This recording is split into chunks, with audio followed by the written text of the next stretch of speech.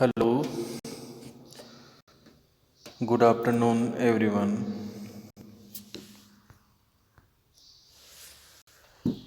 I am Manor Kumar, Assistant Professor of English from Government College Devgarh.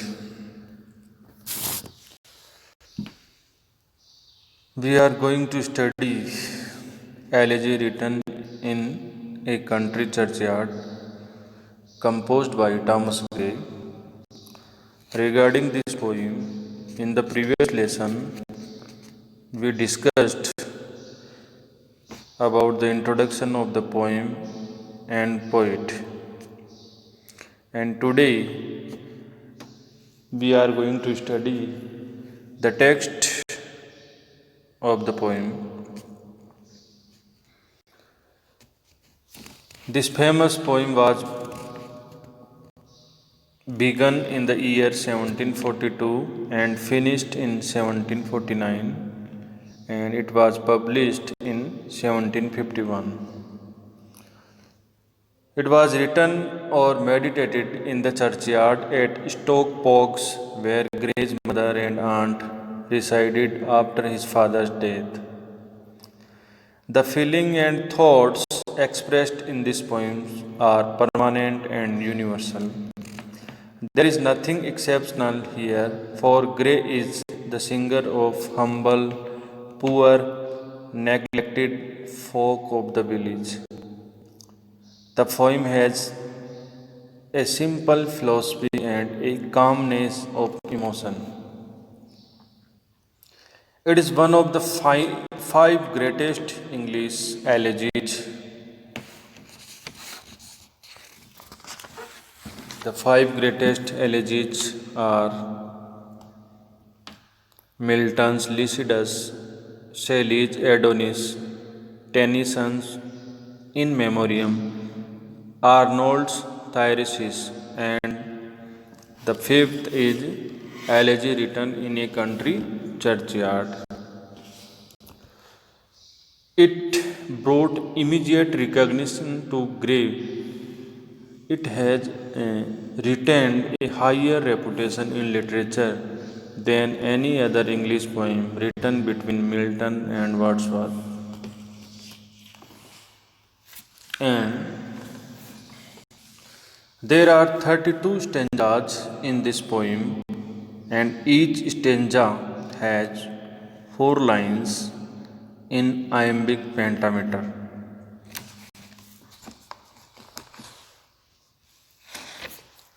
So, this is a long poem.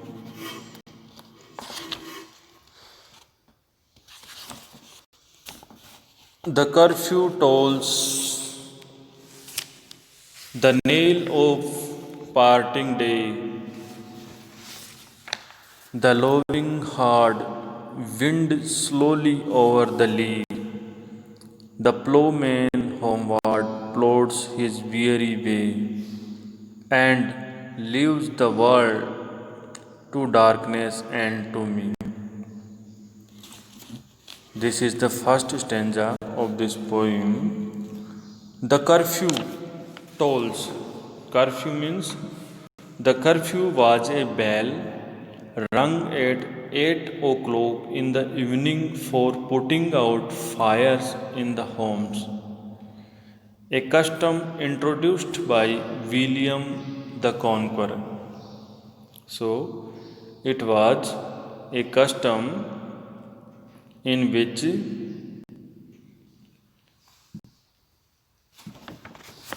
the evening in the evening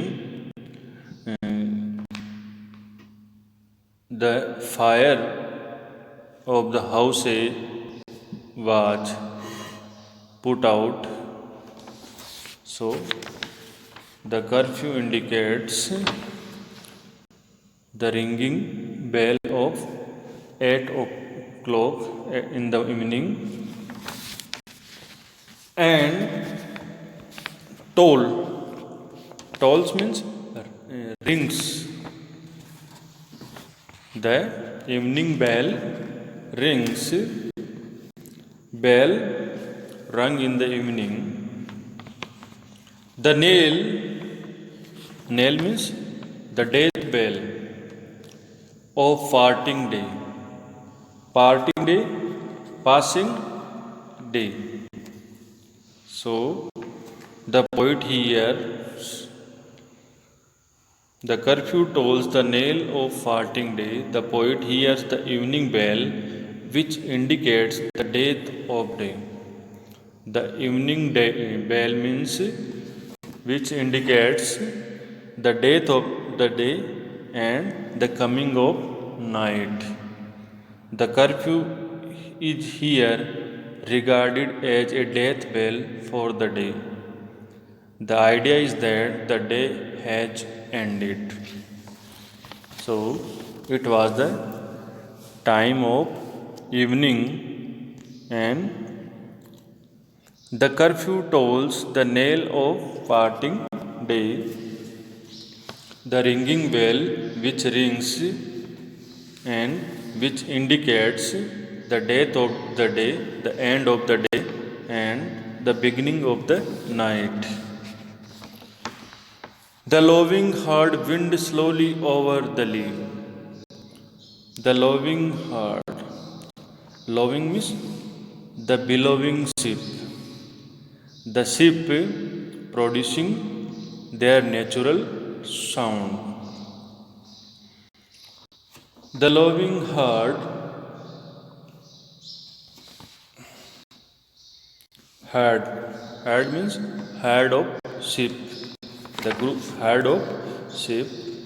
The group of ship. Wind.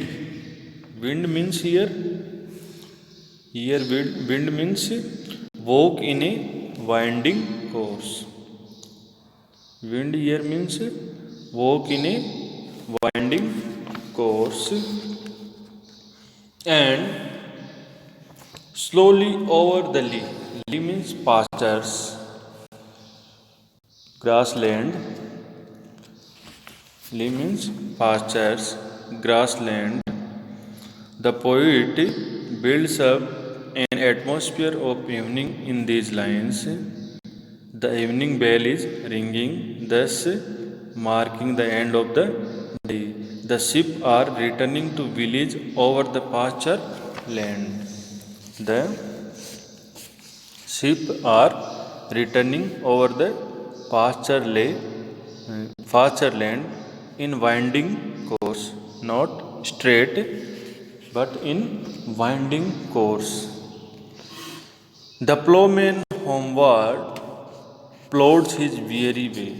The ploughman homeward plods. Plods means coming.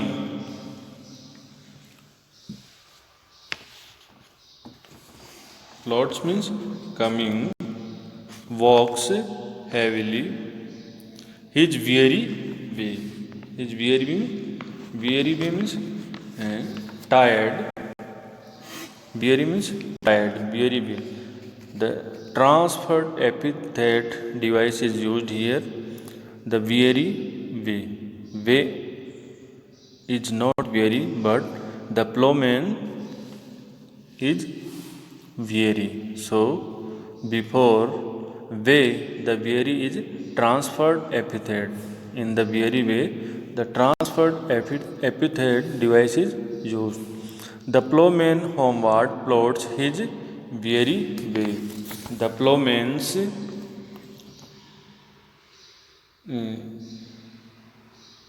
are walking.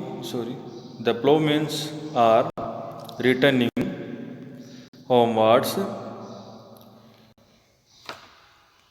and tides of the day's labor. The ploughman homewards, plods means walking heavily his weary way, because the weary of tired of day's labor. The ploughman walking heavily and leaves the world to darkness and to me, and leaves the world and the darkness to me. Here, the poet says, the darkness of the night is descending upon the world. The darkness of the night is descending upon the world, and the poet finds himself all alone in churchyard. So, the